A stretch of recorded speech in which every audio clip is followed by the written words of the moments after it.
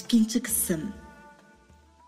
Shu alamli xiyollar bilan qachonlarda uxlab qolganimni bilmayman. Eshikning o'rilishidan uyg'onib, eshikni ochdim. Nurbiya Qaysarni yo'lashtirib turadi. Qaysar mas bo'lib, qo'lini Nurbiyaning murziga ortib olgan bo'lib, Nurbiyaning bir qo'li Qaysarning belida edi. Ular uyga kirdi. Qaysarni qaysi uyga kiraman? Nurbiyaning suolidan esimni tepib, "Uni qaysi uyga kirishni o'zim bilaman. Siz avvar bo'lmang", dedim. Shuni deganimni bilaman. Qassada tekkan bir tasdekdan ko'zlarimdan o't chiqib ketdi. "Qaysar, bu nima qilganingiz? Sarang bo'ldingizmi?" Nurbiyaning oldida o'zimni tutishga shuncha tirishgan bo'lsam-mu, bu la'nati ko'z yoshlarim irodamga bo'ysunmay tushyotdi. O mening mehmonim.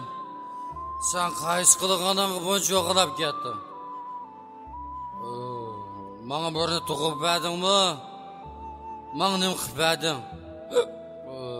İşte baqa bo'lsam, yilda nachini kuchlab beradi menga. Qarab boqayapti-ya. Endi yo'qol. Oldingni ilib o'ydan chiq. Qaysar og'ziga tegmay tillaydi. Men xuddi tush ko'rayotgandek, bular rost emasdek Qaysarning og'ziga qarab turib qoldim. Nurbiya bir chetda g'oliblarcha qarab turadi. Men hujraga qarab minishimga Qaysar gadinimdan qushlagan peti meni sirtga chiqarib eshikni taqib oldi. Men o'z uyimning sirtida sapmi kesh bilan, yelin kiyimlar bilan qoldim. Bu nima haqorat, nima xo'rliq. Xiyoldan esini topganimda ko'chada odamlar shalonshib qolgan bo'lib, yanchiqimda bir tiyin yo'q. Nega berishni bilmay bir ko'cha avtobus bekitining o'rindig'ida o'ltirdim. So'g'uq jon-jonimdan o'tmoqda. Yana shu tugumas ko'z yoshlar. Ya bu jon chiqmaydi, ya bu azob tugamaydi. Kimni bo'lsa yig'lataman, azoblayman deydi. Men qo'llarim bilan tizlarimni mahkam quchoqlab o'ltiratdim. Tuyuqsiz yomg'ir to'xtab qoldi. Men beshimni ko'tarib, yenimda beshimga kunlik tutib turgan bir odamni ko'rib, o'rnimdan turmoqchi bo'ldim. Ammo so'g'uqdan uyushib ketgan putlarim midir-sidir qiladigandak emas. Bo'ldi. Avaylang, mayulay. Yilqi odam meni yo'lashtirib elib mangdi. Men nega boramiz degandek uningga qaradim. Sekund degidekmi, daqiqa degidekmi vaqt o'tmagandi.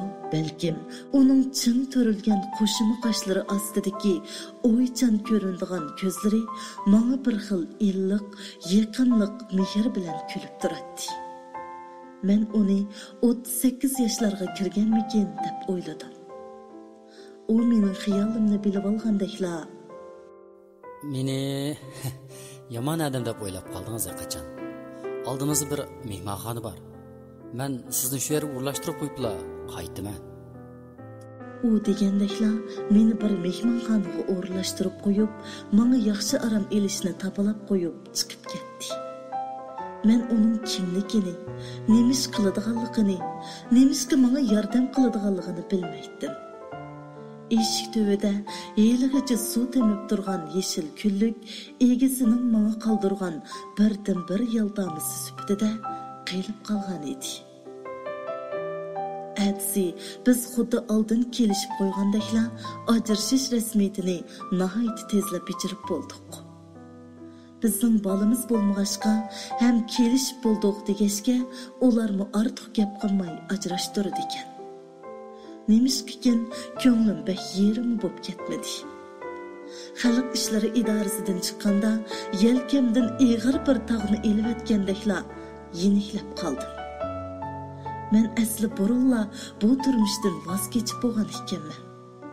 Yana nemishqa o'zimni o'zim bu dozaqqa mahkum qilgandiman. Qaysar sal xijil bo'lgan bo'lsa kerak. Bir vaqt tamoqni birga yeylik dedi. Bo'ldi. Mijozim yo'q. Qaytib ketay. Dedimda keynimga qarabmi qo'ymasdan ketib qoldim. Men idoraning yatog'iga ko'chib keldim. Men hayotimni, turmushimni qaytadan boshlamoqchi edim. Burun xashlashga qiymagan pullarimga garim bo'yimlari, kiyim-kechaklarni setib oldim. Xizmatdoshlarim, do'stlarim mendan bek ansirashgan ekan. Mening bu umidvor holatimni ko'rib, ular shunday xushal bo'lishdi. Men yolg'iz emaskanman. Mening nurg'un yaqinlarim borkan. İnsanın beshiga kun tushganda haqiqiy do'stini bilgili bo'ladi ekan. Men yangicha qiyofat bilan yangicha turmushga qadam qo'ygan kunlarning birida Qaysar bilan Nurbiyaning to'y xabari keldi. Ancha hayron qolmadim. Xuddi hammani mushundoq bo'ladiganligini bilgandeklar. Aradan 1 yil o'tdi. Do'stlarim menga loyiq tanishtirib avara. Men bo'lsam bahona tepib bo'lamay avara edim. Pat-pat yeliqi yeshil kunlikning egisini o'ylab qolatdim. Aşı mehribonlik temib turadigan o'ychan ko'zlarni, ching to'rilgan qo'shim qashlarni qayta uchirtib qoladigandek yeshil rangli kunlik ko'tirib olganli odam bo'lsa, sinchilab qarab ketadi.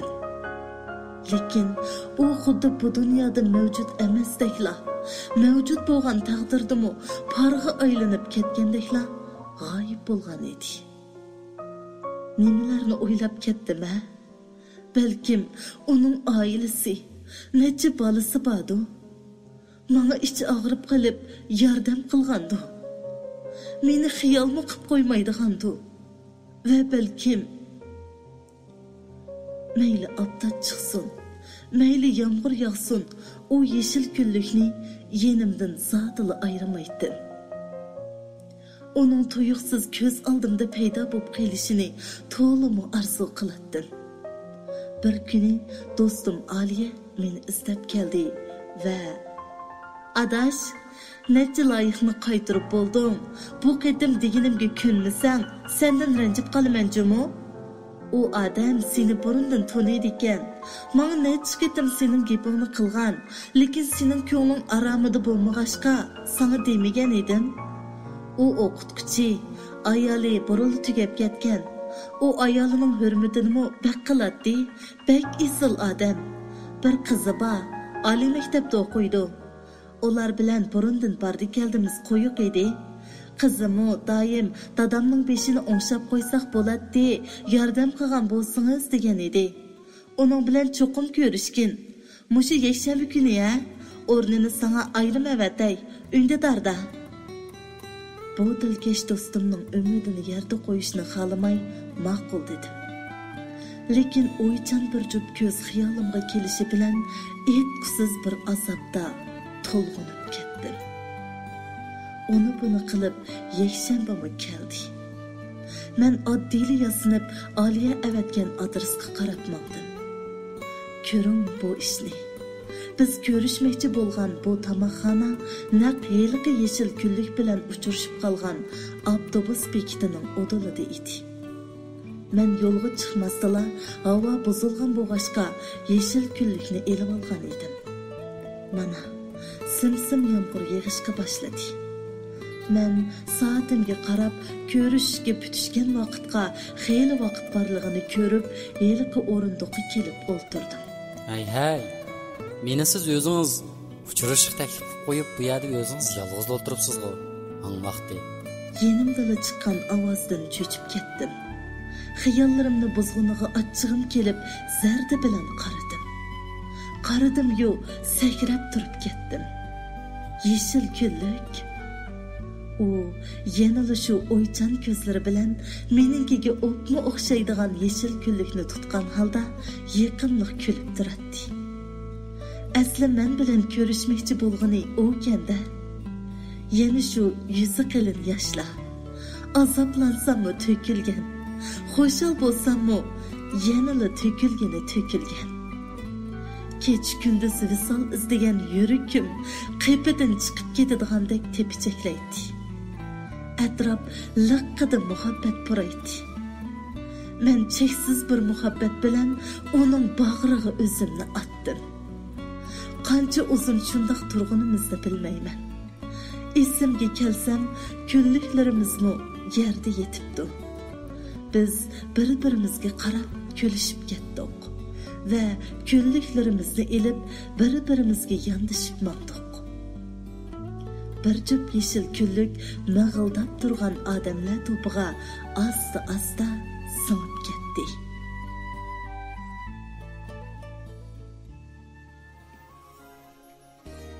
Yeşil Günlük namlıq əsər mana musiyada axırlaşdı.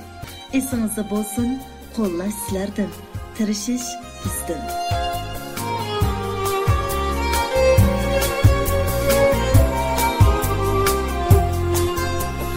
Bizlarga berilgan bir bora hayot, shundoq ichgan yashayli qo'noq va shodon. Her insan doğuldu, yaşadı, öldü.